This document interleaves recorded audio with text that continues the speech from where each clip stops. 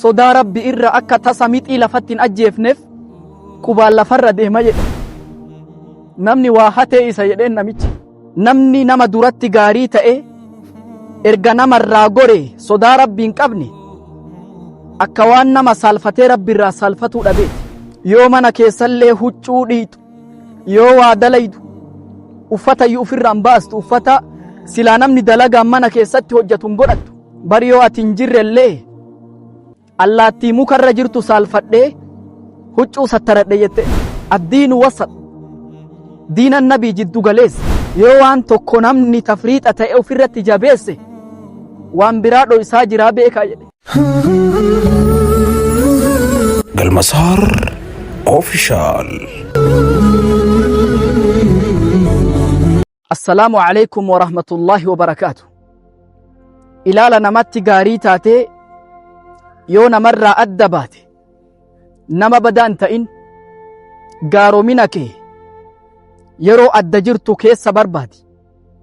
Dalagaan sadii cimtuu jedhe Imaamu Shaafi'iin.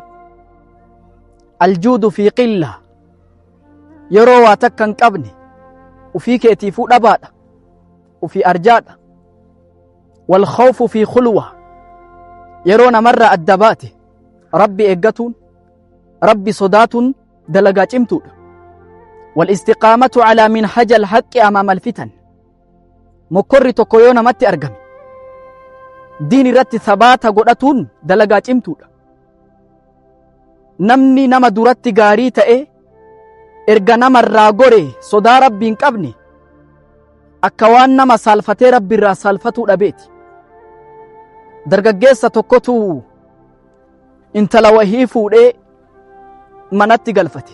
Intala tanarraa gandi hammeenyan isii dubbatan.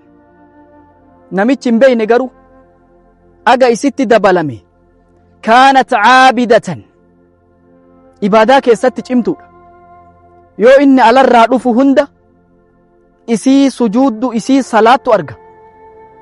Akka namni jedhuu miti haati manaa kiyya nama gaariidha jedhee qalbii isaa keessatti yaade. Yoo inni galu hunda hin salaatti, ibaadaa irratti cimtuudha. In ajaa'ibsiifate.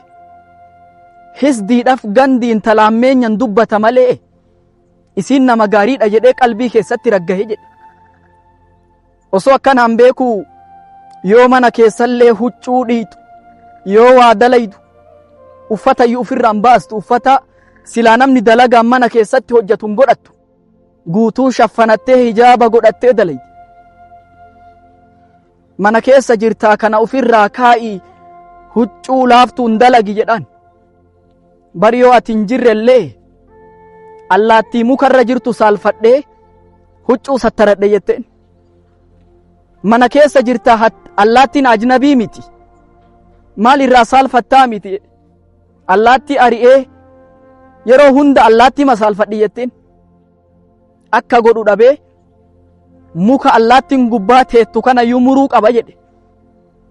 Muka kutee dhabama godhe. Osoo akkanaan jiran gaafa tokko osoo galuuf deemu bar haati mana keetii ganda ebeluu jirti jedhaniin. Tole jedhee yoo itti ol seenee ulaa rukutu jarri eenyuun beeyne. Yoo ulaa duraa banan haati mana isaa ka allaattii saalfadhe jettu sun huccuu butaantii muraasa wahiitiin dhiira jidduu teetti jedhe.